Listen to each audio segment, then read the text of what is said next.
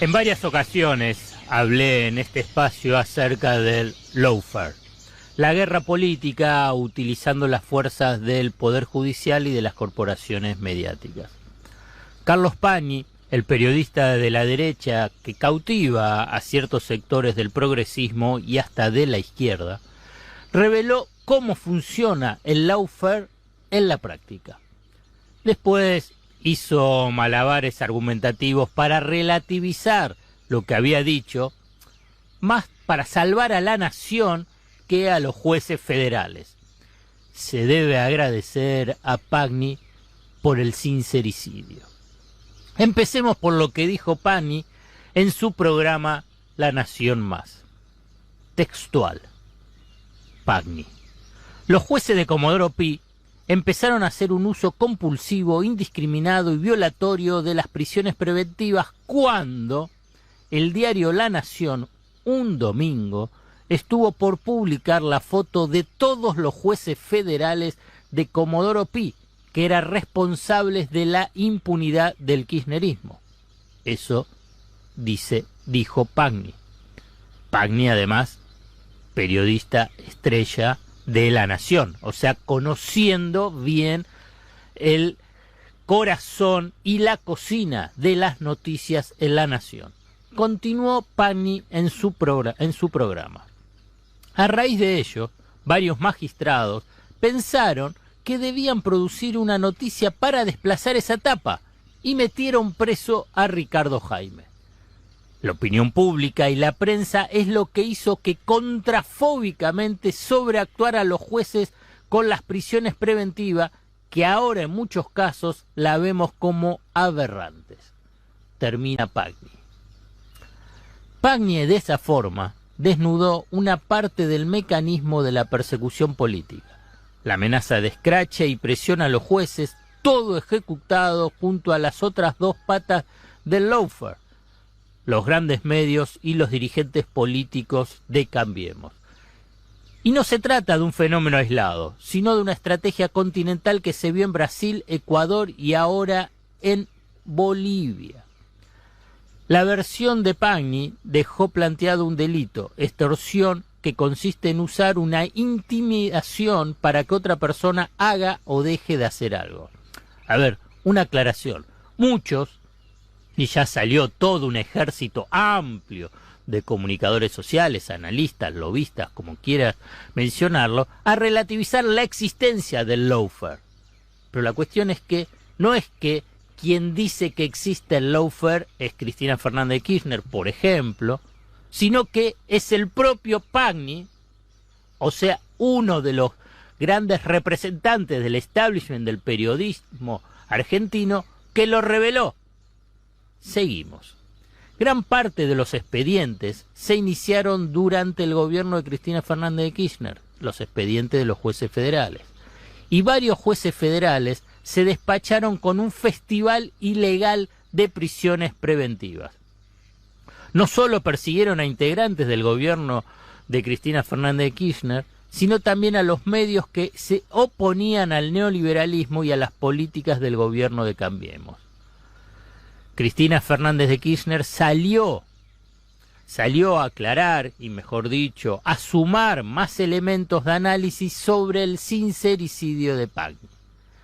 Dijo, ese domingo, 3 de abril del 2016, en el que supuestamente iba a aparecer la famosa tapa con los jueces de Comodoro Pi, fue el mismo domingo en que se iba a dar a conocer a nivel mundial el escándalo de los Panama Papers, en el que estaba directamente involucrado el entonces presidente Mauricio Macri. Concluye SFK que se buscaba así también tapar y encubrir a Macri en un escándalo que provocó la renuncia de presidentes, primeros ministros y ministros en todo el mundo. El lawfare es un plan con el apoyo de Estados Unidos para combatir a lo que las fuerzas reaccionarias del continente denominan despectivamente populismo y combatir también, por consiguiente, a sus líderes, que para eso requieren una articulación de medios de comunicación, sectores del Poder Judicial y agencias y organismos del Estado, servicios de inteligencia, por ejemplo, para atacar y destruir a opositores políticos. Por suerte, se ha empezado a correr el velo de muchas miserias políticas, judiciales, mediáticas, que ustedes, fieles chequeros y chequeras, ya estaban advertidos, porque en esos 4 años oscuros se abrazaron a nuestro consejo de cada sábado. No tengas miedo, no siempre se choca andando a contramano. Alfredo Zayat. Economía política. Para sorpresa de algunos, hay un conflicto con el campo. El campo finalmente va al paro. Así lo anunció hoy la mesa de enlace. Serán 4 días sin actividades agrícolas en todo el país. Hay un clima de tensión en el campo desde el cambio de gobierno, hay que admitirlo. Hace días nada más, Luis Basterra había recibido a la mesa de enlace. Yo decía el primer enemigo del gobierno. Daba la sensación que había un acuerdo, pero no es así. Habrá un paro de 4 días, desde el lunes hasta el jueves. ¿Qué pasó en el medio? Que fue una buena reunión en buenos términos, etcétera, etcétera, pero el resultado fue de que efectivamente se aumentó las retenciones. Las entidades agropecuarias tomaron esta medida después de una decisión del gobierno de aumentar las retenciones de la soja del 30 al 33%. Sí, un cese de comercialización de granos de carnes para la semana que viene. Algunos están sorprendidos por la aceleración que tomó el conflicto, que pasó de 0 a 100 en nada. La excusa formal es el 3% de aumento en las retenciones.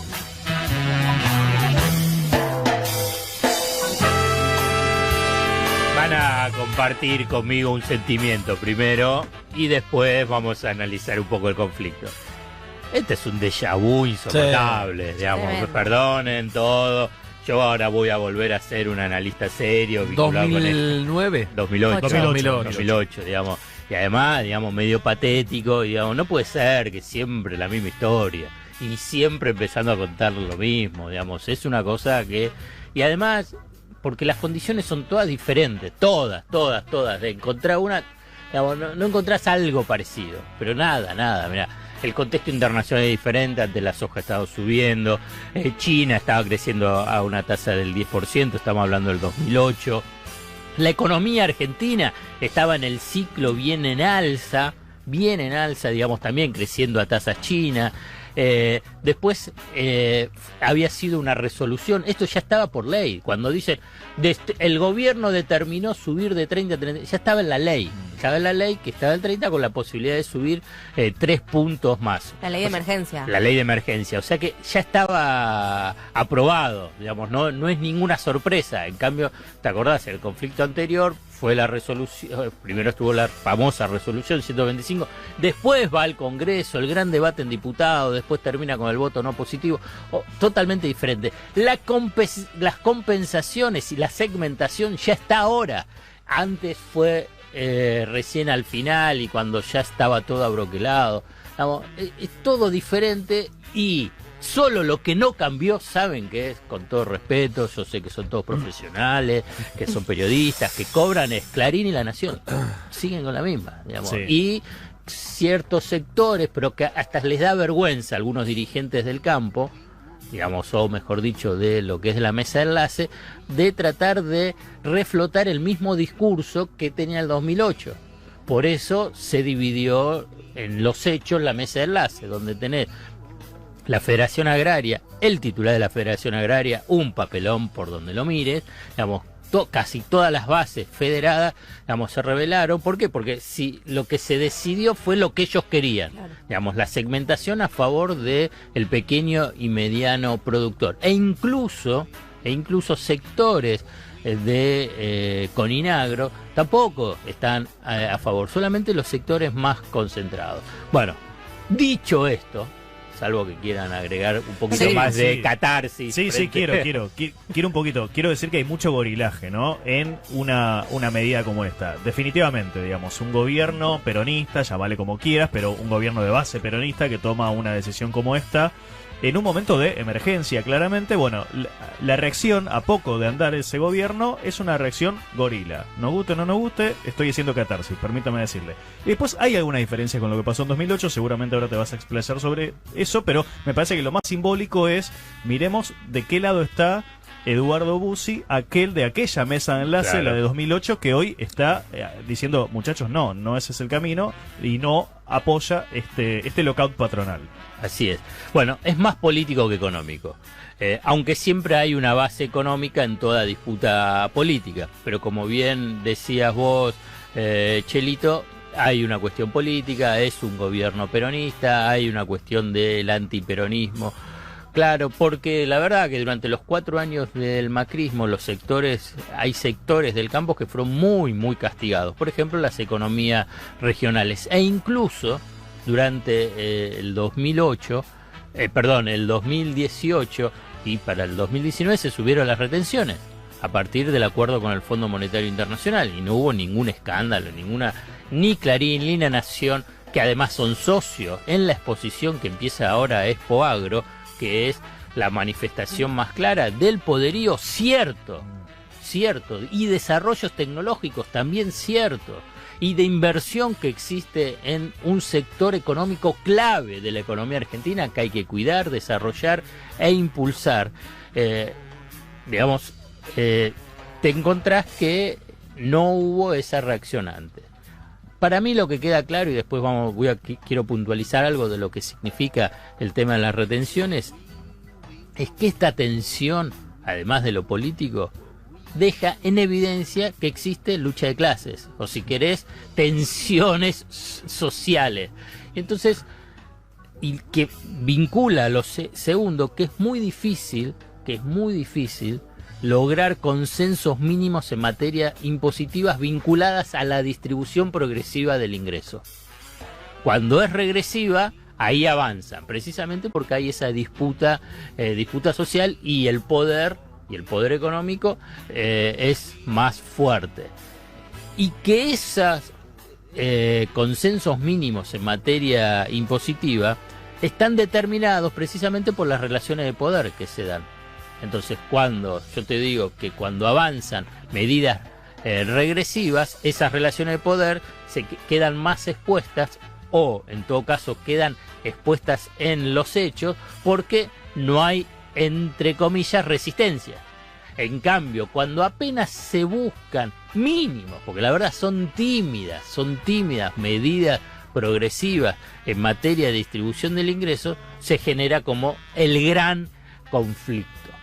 Ahora bien, ¿por qué son importantes los derechos de exportación, mal denominadas retenciones, en la economía argentina? No es solamente una variable vinculada a tratar de conseguir más recursos para el fisco, o sea, para el tesoro, o sea, mayor recaudación.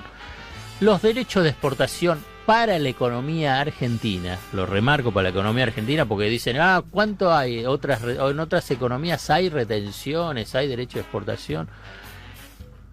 Algunas sí, algunas no tienen tanta historia, pero en Argentina sí. ¿Por qué? Porque la canasta de exportación principal que tiene la Argentina es la canasta de consumo interno de la población. Por ejemplo, trigo, maíz, girasol y otros productos. Entonces, si vos no aplicás derechos de exportación, queda muy determinado los precios internos de los alimentos por el precio internacional. Y si es en dólares, porque es en dólares, cuando tenés una fuerte devaluación, se traslada inmediatamente a los precios locales.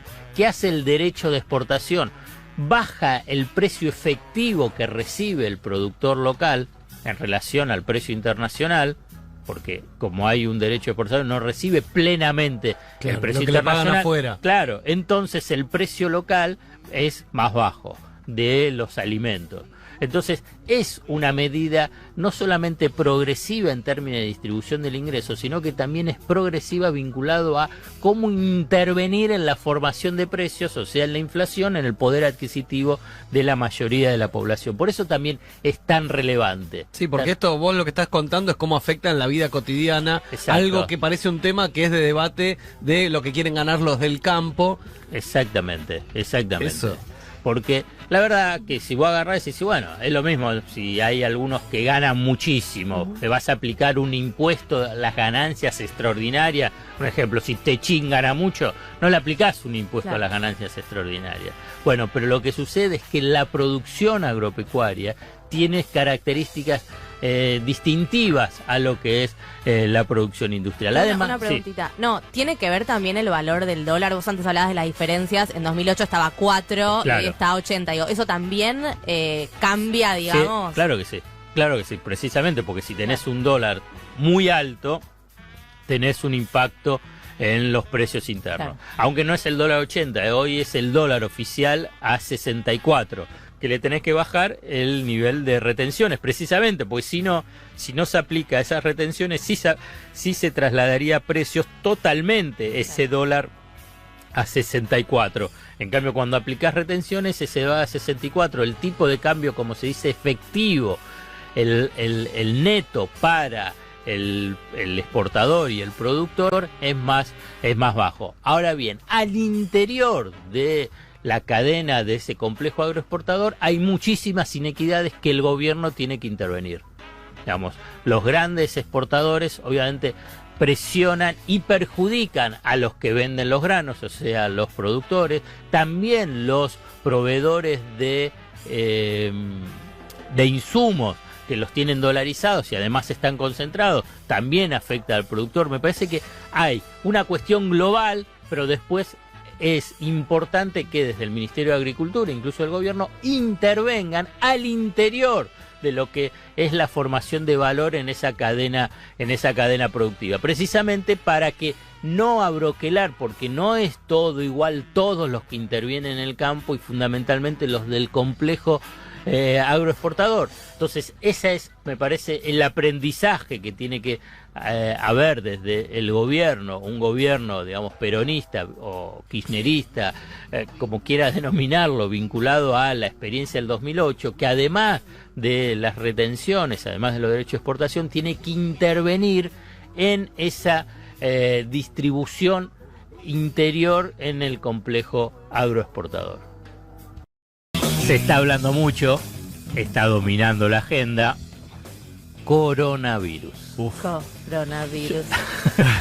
Bueno, lo que le vamos a tratar de hablar, vinculado a un poquito pandemia, pánico, exagerado, no exagerado, en los hechos hay un impacto económico y a eso me voy a referir. El impacto económico es obvio, es clarísimo. ¿Cómo va a evolucionar? No lo sé. Ahora bien, hay una tendencia hoy que están todos en alerta. Ya hay informes del Fondo Monetario Internacional, del Banco Mundial e incluso del Banco Central de la Argentina, que estiman el impacto, de acuerdo a cómo evolucione, sobre la economía argentina. Está claro que si vos tenés, porque esta pandemia, digamos, el coronavirus 2019 es diferente a lo que fue la crisis de la gripe aviar o la gripe porcina, otro tipo de gripe. ¿Por qué? Porque la economía mundial ha cambiado. ¿En qué sentido ha cambiado? Que China pasó a ser todavía más importante de lo que era en ese momento. Claro. O sea, el motor de la economía mundial, digamos, eslabones claves del funcionamiento del capitalismo global está en China. Antes también estaba, pero no en la misma dimensión. Esto es lo que quiero mencionar. Más aún cuando, si uno dice, bueno, en la década del 90 no estaba en China. Podía pasar cosas en China y no tenía ninguna relevancia. Nace en China y China ya están estimando que va a tener un menor crecimiento. cuando ya la economía mundial estaba bastante bajo tensión, porque no se recuperó de lo que fue la crisis del 2008, cuando fue la caída de Lehman Brothers. Esto es un punto importante. ¿Qué significa no se recuperó? No recuperó su dinamismo, no es que siguió cayendo, no recuperó su dinamismo, y aún más, no recuperó su dinamismo del comercio internacional. El comercio internacional hasta el 2008, el comercio internacional es el intercambio, exportaciones, importaciones, movimiento de productos a nivel mundial entre los países, siempre duplicaba el crecimiento del Producto Interno, el Producto Bruto Mundial. O sea, ¿cuánto crecía la economía mundial? El 2%, el comercio mundial crecía el 4%, el 3%, el 6%. Siempre tenía más o menos esa relación en las décadas 70, 80, 90. A partir del 2008 hubo una baja muy fuerte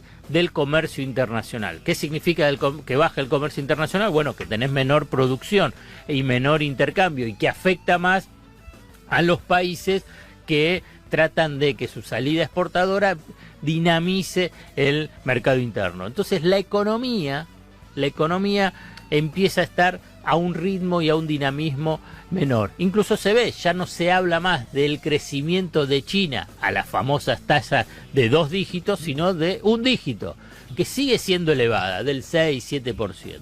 Bueno, ya estás en otro escenario, y en ese escenario aparece el coronavirus, y China empieza y va a tener un menor crecimiento, por consiguiente va a impactar al resto de la economía mundial.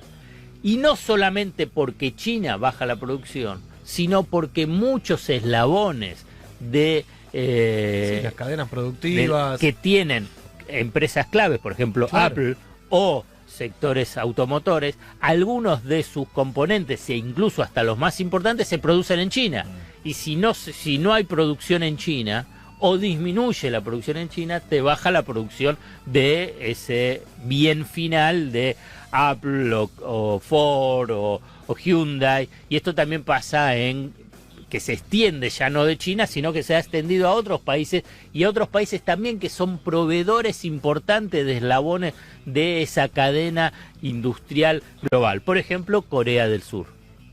Entonces todo eso vinculado con la producción, hay un impacto, y un impacto negativo. Después están las estimaciones, no te voy a abrumar con números, pero hay estimaciones que seguramente las de la semana pasada van a ser, y de la semana próxima van a ser diferentes de la semana pasada, porque se van ajustando. Ahora bien, todas son de caída, todas son de menor dinamismo a nivel de la economía global. Ahora bien, hay sectores que lo ves en una forma inmediata, impactante.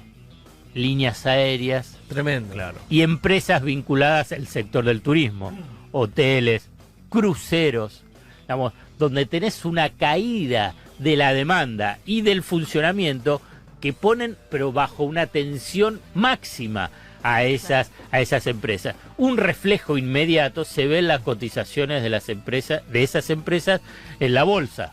Bolsa china, bolsa europea, bolsa brasileña. Tenés caídas de hasta el 50%.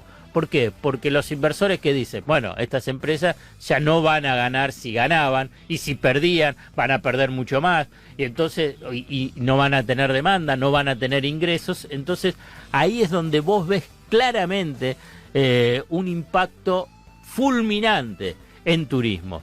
Esa caída, como te mencionaba, del comercio mundial, que impacta sobre los precios de las materias primas, de los commodities.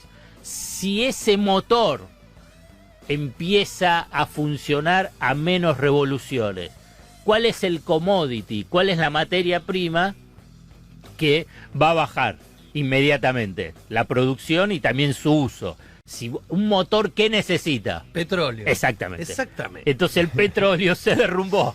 Pero se derrumbó, ¿por qué el precio? Necesita nafta, digamos. Una cosa, pero bueno, claro, se derrumbó, y por eso bajó, por ejemplo, ayer casi el 10%, porque va a haber menor, se estima, si avanza el tema del virus, si avanza el tema de la expansión del coronavirus vinculado con el funcionamiento de la vida cotidiana. Porque ¿cuál es la reacción y que se está teniendo? Simplemente yo como observador, no soy especialista, agarrar es cada uno en su casa, no salen. Por ejemplo, ¿qué es lo que pasó en Wuhan, ahí en China? Fue todavía una forma bien a lo chino, diciendo acá no sale nada, el que sale... Lo matamos. Bueno, pero resolvemos de la forma más simple. Pero fíjate que en Italia se está buscando, porque esa cuestión de no salgan para no propagar el virus y que la situación se haga más compleja. Déjame abrirte una ventanita con respecto a esto, porque ya se cancelaron 2 festivales muy grandes. El Ultra Music Festival se canceló y se canceló Tomorrowland. Son 2 festivales, uno que se realiza en Miami y el otro festival, el Tomorrowland, es en Francia. Pero ayer por la noche, o sea, esto es una noticia que tiene horas nada más, se canceló el South by Southwest, que es el festival, uno de los festivales más grandes de la industria emergente, de la industria independiente, que se realiza en el sur de Estados Unidos durante más de una semana. Se iba a celebrar del 13 al 22 y ayer anunciaron que está cancelado con muy pocas expectativas para reprogramar las actividades que se iban a realizar en el South by Southwest, que si alguno de los que está escuchando iba a ir, porque muchas bandas viajan o gente de la industria viaja, sepan que ayer por la noche se canceló. Porque la primera reacción frente a una cuestión que no hay vacuna, están tratando de buscar cómo enfrentar el virus, es que no se propague. Y entonces que no haya aglomeración, que no haya intercambio. Y lo que existe, y por el avance de la globalización, por el avance de muchísimas otras cosas respecto a décadas pasadas, es que hay mucho intercambio, hay mucho viaje, por eso se incrementó muchísimo la cantidad de viajes en avión, si vos lo comparás con décadas pasadas. Entonces es muy fácil la propagación. Entonces, para tratar de frenar la propagación, dice, bueno, en Italia, los partidos de la Serie A de fútbol sin público. Se suspendió la maratón histórica, que es el comienzo de las maratones a nivel internacional, la de Roma. Se está viendo si se va a hacer la del famoso el Giro de Italia. El Tour de France. Bueno, las Olimpiadas están en peligro. Bueno, pero ¿por qué? Porque no quieren que haya aglomeración y por consiguiente no se agudice el virus. Sí, hay otras costumbres de otros países, por ejemplo en Rumania y en España se prohíbe darle besos a la Virgen o acariciarla para no tener contacto. ¿Se prohibió? Se prohibió. Se suspendió el Mundial de Ajedrez en Rusia, que participaban Estados Unidos, Rusia y China. Son las 3 potencias mundiales, pero que convocaban a cientos de miles de personas esos eventos.